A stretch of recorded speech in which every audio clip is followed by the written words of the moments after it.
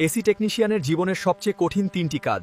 উঁচু ভবনের বাইরে ঝুলে আউটডোর ইউনিট ইনস্টলেশন করা খুবই ঝুঁকিপূর্ণ একটি কাজ, তাই সেফটি বেল্ট ব্যবহার করা বাধ্যতামূলক, কারণ সামান্য অসাবধানতাই বড় ধরনের দুর্ঘটনার কারণ হতে পারে। প্রচণ্ড গরম আর রোদের মাঝে এসি ঠিক করা সত্যি অনেক কষ্টের কাজ, কিন্তু মানুষের প্রয়োজনে সঠিক সার্ভিস দেওয়াটাই আমাদের মূল লক্ষ্য এবং দায়িত্ব। আমাদের এভাবেই দিনের পর দিন কঠোর পরিশ্রম করে যেতে হয়।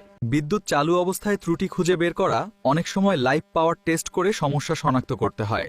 সঠিক নিরাপত্তা ব্যবস্থা ও অভিজ্ঞতা ছাড়া এই কাজ অত্যন্ত বিপজ্জনক হতে পারে, তাই সর্বদা সতর্কতার সাথে ইলেকট্রিক্যাল প্যানেলের কাজ সম্পন্ন করা উচিত। বাসলে কাম বহুত করতাম বাইরে, ঠিক আছে নি? এসি ফরকার যেটা হোক, আগে নিজের সেফটি হলো ফার্স্ট, ঠিক আছে নি? এসি দরকার হলে করে যাবো নিচে, দরকার হলে লাখ টাকা জরিমানা দেবো, এছাড়াও মিস্ত্রি বাদ করবে, ঠিক আছে নি?